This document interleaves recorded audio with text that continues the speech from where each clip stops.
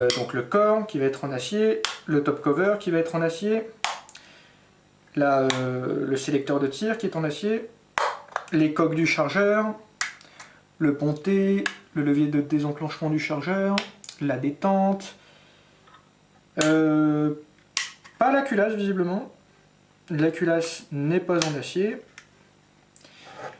on a le viseur, la partie ici pour démonter, le tube d'empreinte gaz. Alors le canon externe lui ne va pas être en acier non plus, ça va être l'une des rares exceptions.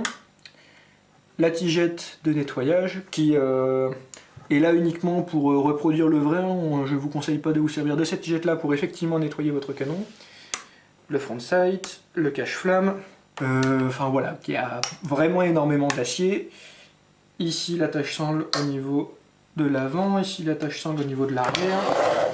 Ici le chargeur d'origine, donc avec la logique de chez GHK qui consiste à mettre la valve d'injection en dessous de la valve de percussion et non pas en dessous comme sur la plupart des autres marques et des autres modèles. Donc moi c'est une solution que j'aime bien, d'une part parce que la valve d'injection va être masquée lorsque le chargeur est inséré dans la réplique, ce qui au niveau du visuel va permettre d'avoir une réplique donc plus réaliste. Par ailleurs, ça va également du coup protéger en quelque sorte la valve d'injection qui va se salir moins facilement. Le chargeur en l'occurrence va pouvoir contenir jusqu'à 40 billes à peu près. Donc comme on l'a vu tout à l'heure, GHK Samsung fournit un bébé loader conçu spécifiquement, enfin plutôt avec un adaptateur conçu spécifiquement pour les chargeurs. Alors contrairement à ce qu'on pourrait penser, il ne va pas falloir le mettre directement comme ça, mais il va plutôt falloir avoir un angle un petit peu comme ça, donc c'est un coup à prendre, c'est un petit peu pénible, mais toujours est-il que voilà, au bout d'un moment on finit par prendre le coup et à remplir les chargeurs relativement facilement. Je le montrerai dans la vidéo de tir. Alors bien sûr le démontage va être très réaliste, on va d'abord enlever le chargeur hop, comme ça. Ensuite au niveau du top cover ici nous avons un bouton qu'il faut enfoncer pour pouvoir ensuite enlever le top cover. Alors mon exemplaire étant tout neuf, c'est relativement pénible à faire pour le moment, je ne sais pas si en dessous de l'objectif de la caméra, je vais réussir. Hop, voilà, donc on a le top cover qui s'en va comme ça. Ensuite, on enlève le ressort de recul. Et puis ici, la culasse, on a le buffer là. Il faut enlever également.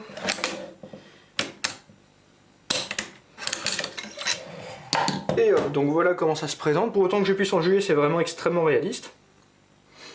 Ici, nous avons le nozzle. Alors à noter qu'il n'y a pas pour les répliques GHK, du moins à ma connaissance, de NPAS Ratec.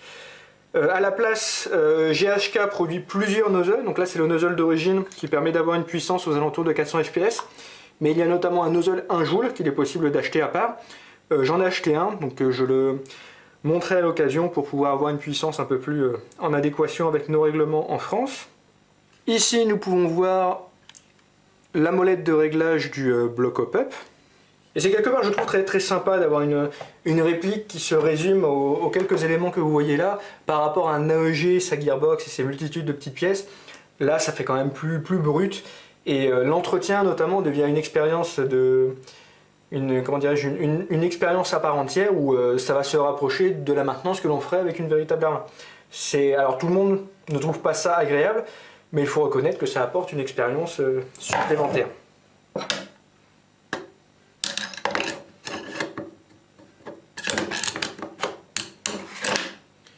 Choc.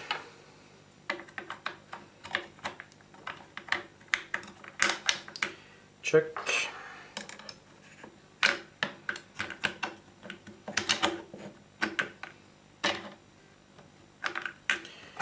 Choc.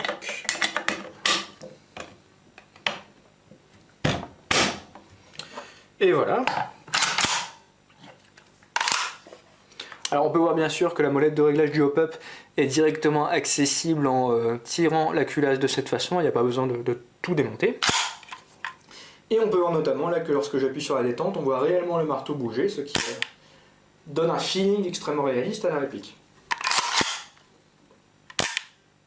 Alors les petits défauts de réalisme qu'on peut quand même trouver à la réplique, c'est notamment la course de la culasse, qui va ici au maximum, alors que sur un vrai, on pourrait aller jusqu'à l'extrémité qu'on voit ici.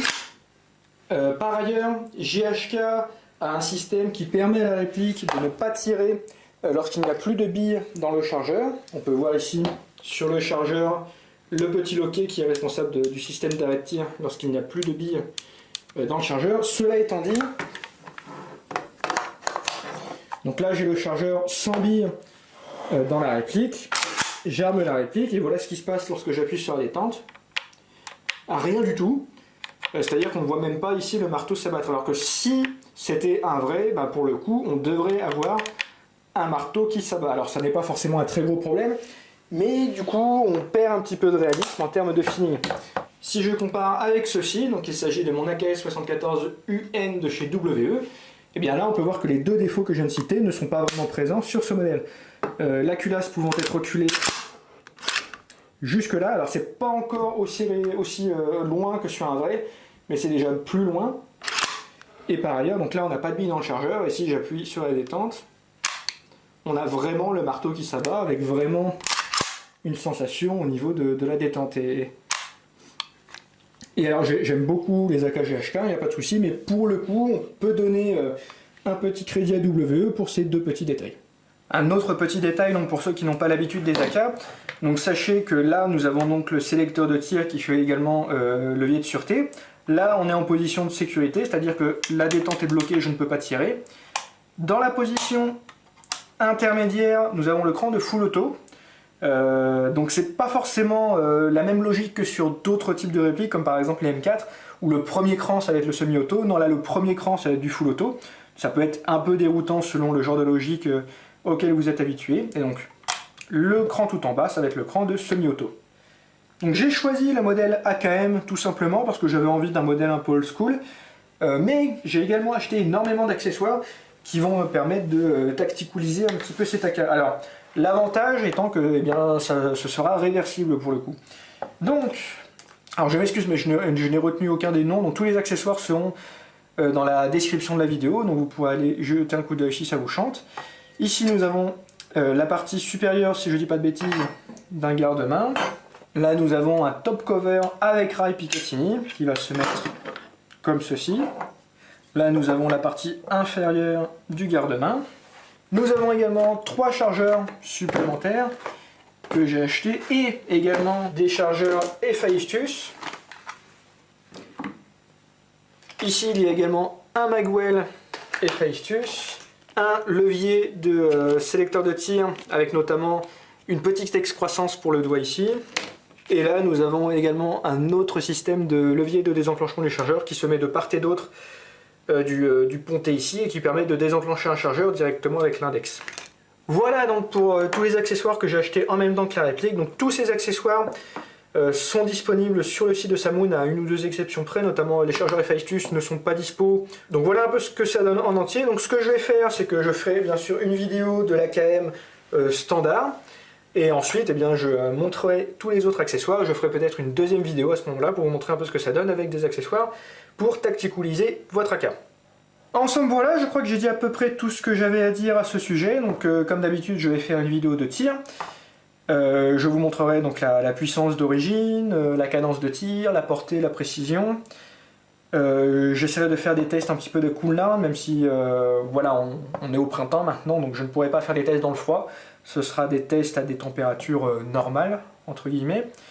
Je ne doute pas que la réplique s'en sortira très bien, parce que j'ai déjà essayé pas mal d'AKGHK au final. J'en ai jamais possédé personnellement, mais j'en ai eu souvent dans les mains quand même, et je sais que c'est des répliques dont la réputation n'est plus à faire.